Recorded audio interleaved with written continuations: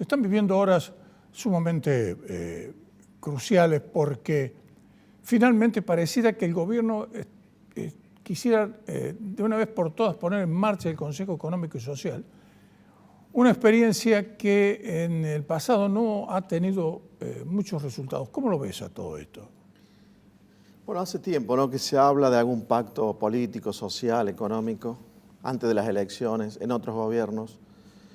Yo creo que si algún día se lo instrumenta bien con un plan económico coherente, puede ayudar. Lo que sí yo espero que no se queme la idea, es decir, que se haga un pacto social, económico entre empresarios, gobernantes, sindicalistas, pero que detrás haya un plan económico incoherente, que no tenga posibilidades de éxito, porque se va a quemar la idea. Ya que hace mucho que no hay un pacto, hubo el del 73, vos sabés, y eso no funcionó para nada bien. Después terminó el Rodrigazo. Sí. Porque hubo un congelamiento de muchas variables de la economía, que después porque era incoherente el plan, esas variables no se mantuvieron en los niveles esperados, tuvieron que hacer una maxi devaluación del peso, subir las tarifas también fuertemente en el 75, y fue lo que se llama Rodrigazo, una pequeña hiperinflación de un mes, que yo creo que dio inicio después a otros 16 años de inestabilidad en Argentina, de mucha inflación. Yo creo que ese fue el punto de la gran inestabilidad de precios en Argentina, que llegó hasta el 91. Entonces, si puede servir un pacto, sí, si el plan es coherente. Y ahí uno lo que ve es como un auto, primero sin combustible, se quedó sin dólares, se quedó sin combustible, pero de última, si se consiguieran los dólares, si se consiguiera cargar nafta, el auto tiene dos volantes. Ese es el tema. Y uno tira para un lado y el otro tira para el otro. Y hay uno, el del copiloto, que parece que es el que más guía el auto. Y en términos de la economía, esa visión del copiloto, que es la vicepresidenta, para la economía es una visión que nunca va a ser exitosa. Porque ha fracasado en distintos lugares del mundo. Si le damos una calecita, va a chocar también la calecita, porque es una visión en una economía capitalista de mercados, donde la inversión la deciden las empresas privadas y donde es vital que haya inversión y exportaciones, además de consumo. En una economía de mercado, el discurso y las actitudes son antimercado. En una economía de empresas y de individuos, las actitudes son antiempresas. Entonces nunca va a funcionar. Tiene que cambiar el discurso general, y después las medidas económicas tienen que ser coherentes. Pero si el plan es más o menos coherente, pero ese discurso general es el que suele tener la vicepresidenta o tenía en su anterior periodo de gobierno, sobre todo el segundo, no va a funcionar la economía.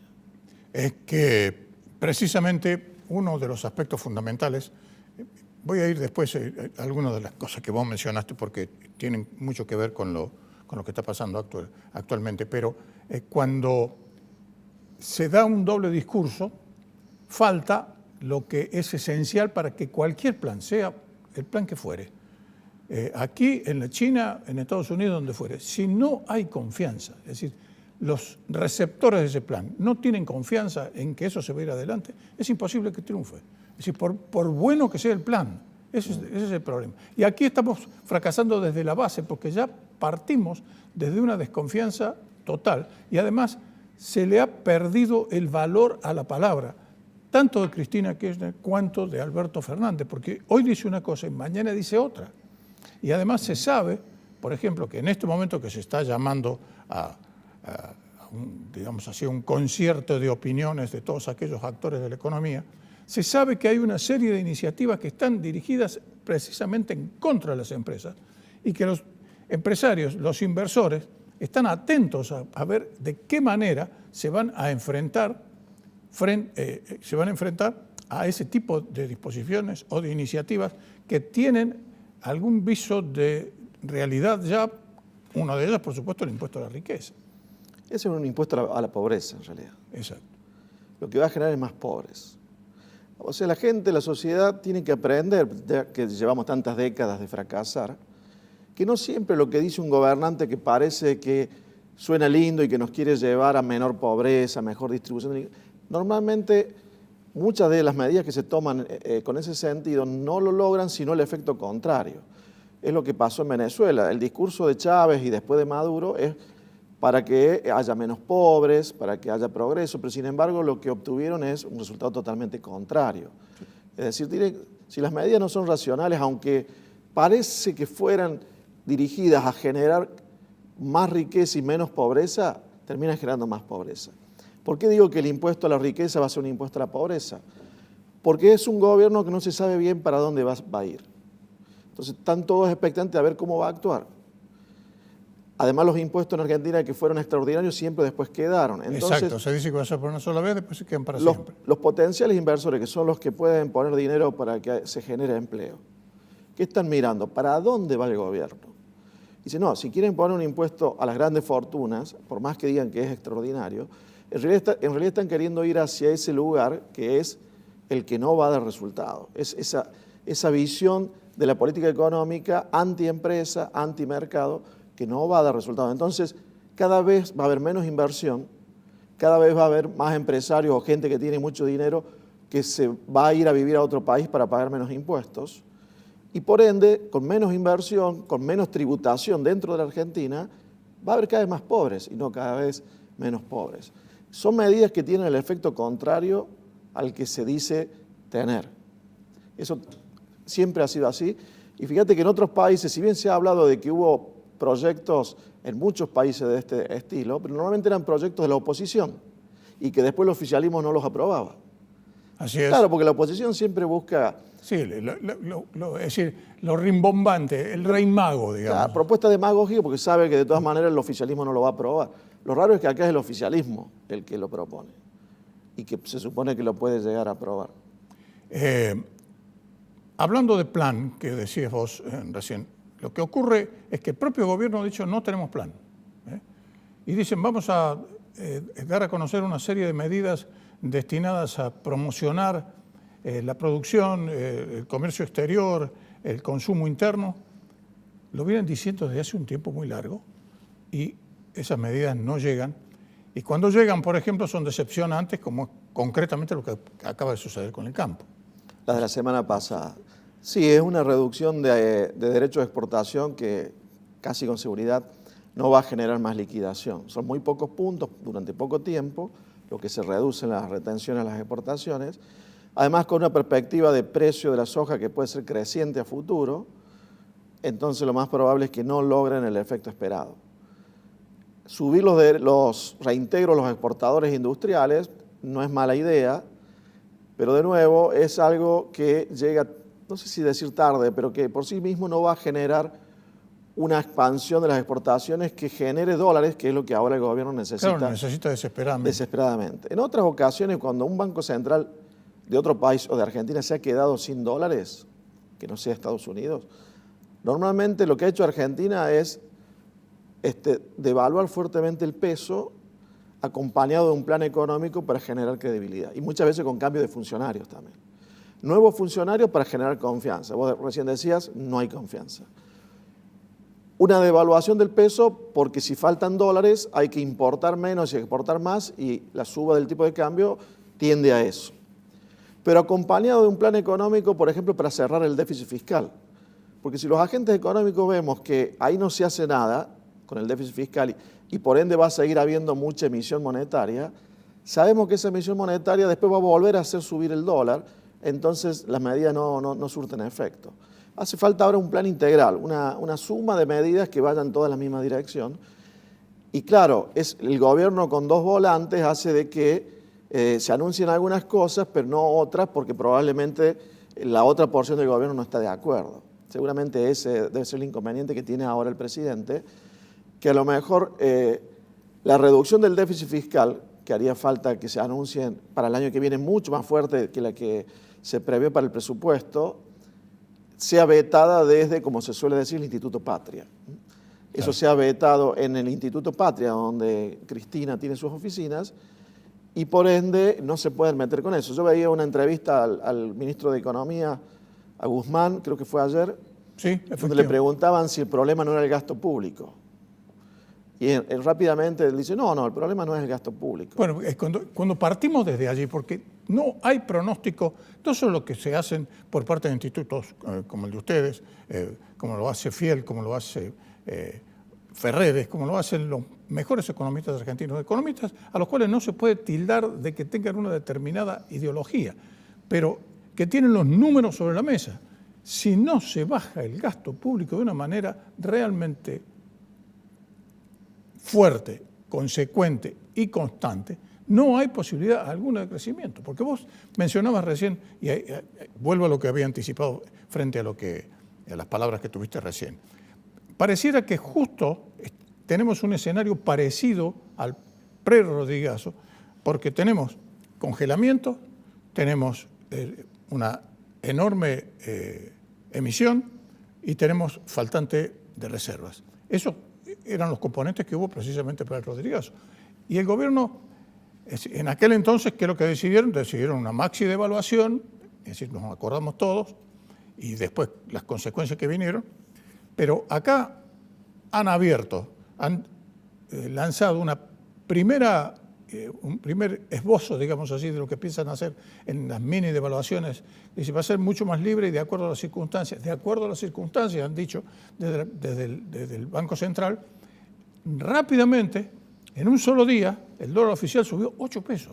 Es decir, hubo un salto realmente muy importante, el más importante de las últimas semanas.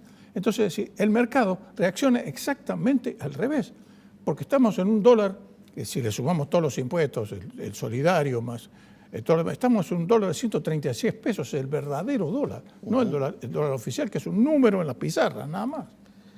Claro, allí yo creo que una situación, como decías vos del Rodrigazo, se puede generar especialmente si ellos toman la decisión de esperar a que pase octubre el año que viene, tirando como puedan.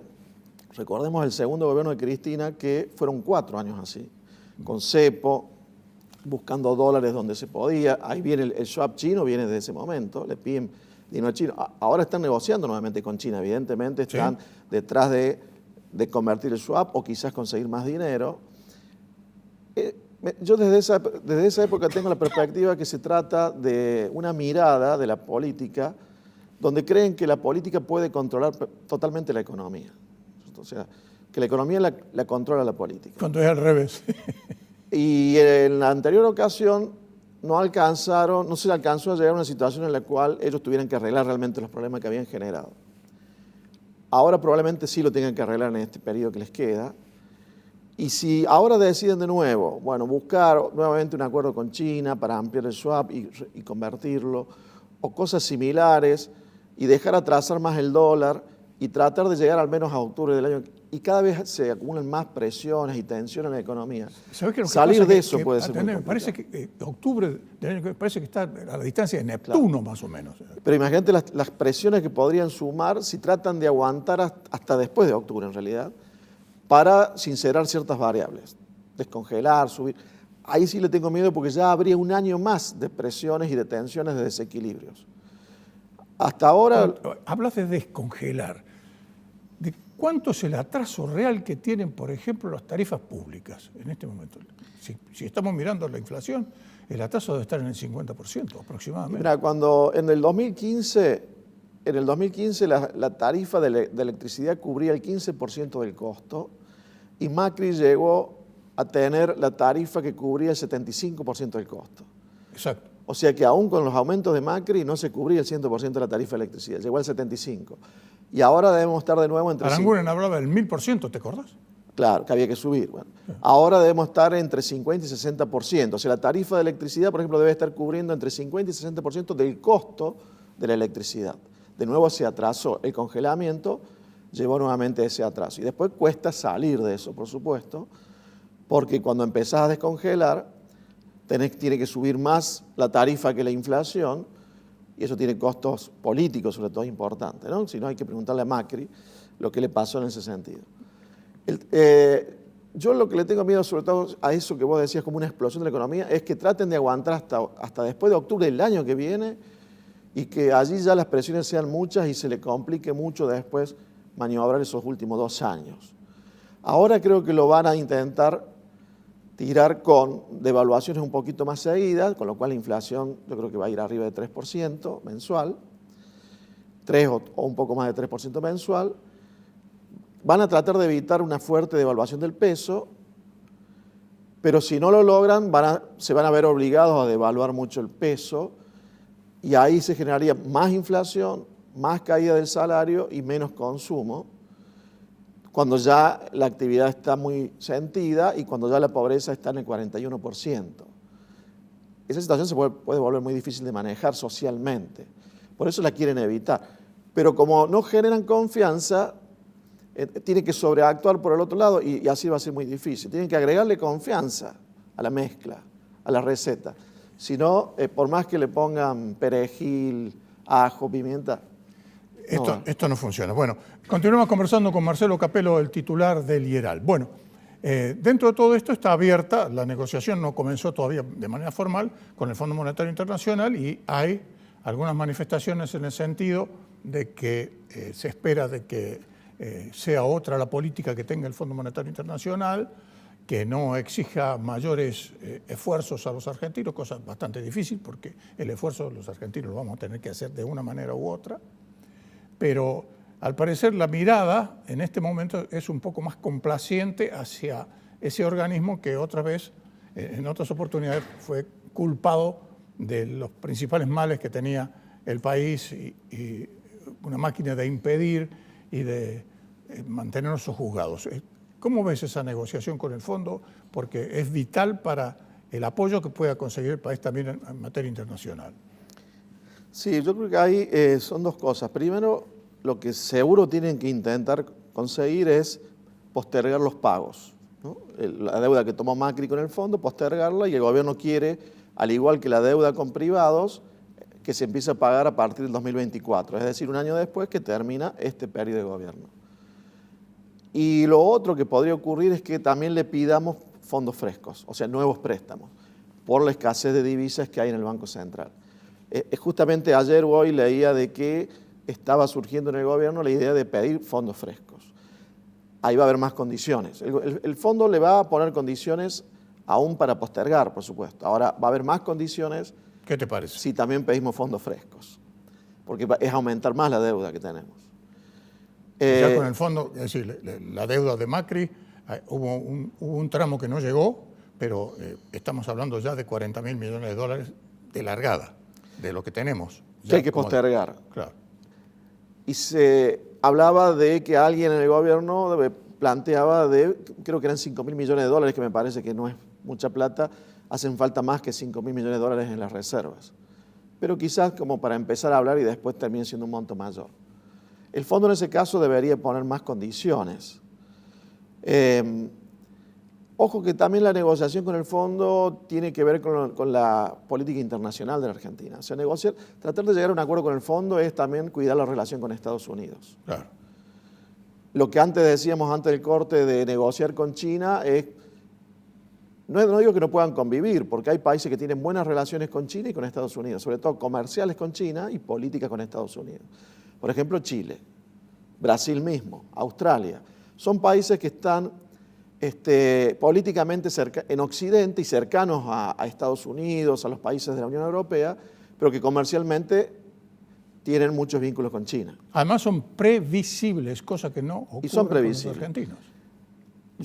En cambio, si Argentina, por ejemplo, diera un portazo al fondo y dijera vamos a tratar de solucionar con China, que es un poco la vía de Venezuela, China le prestó mucho dinero a Venezuela, le prestó y se lo cobra con el petróleo. O sea, parte del petróleo que produce Venezuela va a pagar esa deuda con China. O sea, China también pone condiciones. Y sería una decisión ya geopolítica de alinearse nadie te regala nada, Marcelo. con China. En el fondo sería tratar de mantener una relación buena con Estados Unidos y siempre fue vital el apoyo del gobierno de Estados Unidos para cerrar con el fondo. O sea, que el secretario del Tesoro o el mismo presidente de Estados Unidos apoya a Argentina en la negociación. Lo hizo muchas veces, lo hizo con Alfonsín, lo hizo con Menem, lo hizo con Macri, por supuesto. Muchas veces el gobierno de Estados Unidos apoyó y se logró el acuerdo. Muchas veces también nosotros después necesitamos nuevamente negociar porque no cumplimos, ese es un problema. Pero, ¿qué puede pedir el fondo? Y seguramente va a pedir que el déficit fiscal baje más rápido que lo que el gobierno lo está planteando. Recordá, Gustavo, que este año el déficit va a ser 8% del PIB y el presupuesto el año que viene plantea un poco más de 4%, o sea, la mitad. Podríamos decir, bueno, es una reducción importante, claro, pero 4% de déficit todavía es muy alto. Este año va a ser 8% por la pandemia, pero el año pasado había sido 0,4% el déficit. Es probable que el fondo le diga que el año que viene el déficit sea un poco menor, por ejemplo 3%, que se logre equilibrio en el 2022 y que se tenga algún superávit en el 2023, el último año de gobierno, para que la nueva administración en el 2024 ya entre con algún superávit, lo incremente y pueda pagar la deuda que empieza a vencer fuertemente en el 2024, con los privados y quizás también con el fondo si se renegocia lo que ahora estamos debiendo. Yo creo que por ahí va a ir el pedido del fondo, bajar más rápido el déficit, aunque no ir al equilibrio de un año al otro. Yo creo que han aprendido en el fondo de lo que pasó con Macri, que por ejemplo con el sistema cambiario en Argentina hay que tener cuidado, no es cualquier país. A Macri, somos únicos en el mundo en ese sentido. Fue uno de los problemas graves que tuvo los últimos años de Macri, que el fondo, al comienzo del trato que tuvieron, a partir del 2018, no le permitía intervenir en el mercado de cambios. No conocen cómo funciona Argentina, que no se puede tirarle de la cola al león, al dólar. Sí, seguro. Siempre hay que tener algún resquicio como para intervenir en el mercado si hace falta. Creo que eso lo han aprendido y ellos hablan ahora de que puede hacer falta un cepo, aunque sea light, más light que este, por supuesto, por un tiempo en Argentina. En cambio, con Macri, el fondo ni quería oír hablar de ningún cepo ni de intervenir en el mercado de cambio, ¿no? Probablemente hayan aprendido que Argentina no es cualquier país por la cabeza de los argentinos, que está muy golpeada y actuamos de una forma mucho más sensible que en otros países con relación a la economía. Por eso la gente lee rápido los planes de gobierno, los lee rápido. Si ve que el dólar ya está más o menos barato y que hay mucho déficit fiscal y que están emitiendo mucho, y empiezan a apostar en contra de la moneda. Y no hace falta que sean economistas. El resto de la gente, aunque más no sea, mira, si ponen un cepo de $10 lo van a comprar. Porque creen que si hay cepo es porque hay problemas, y entonces hay que ir a hacer lo contrario de lo que el gobierno está diciendo. Es un problema también de expectativas y de falta de confianza, exactamente. Marcelo, sé que tenés otras obligaciones, por supuesto sos profesor universitario también, este programa se está grabando en horas de la tarde y Marcelo tiene que irse a la universidad. Si no, seguíamos charlando hasta que las venas no ardan. Gracias por la claridad de tus conceptos como siempre. Gracias, Gustavo, por la invitación nuevamente.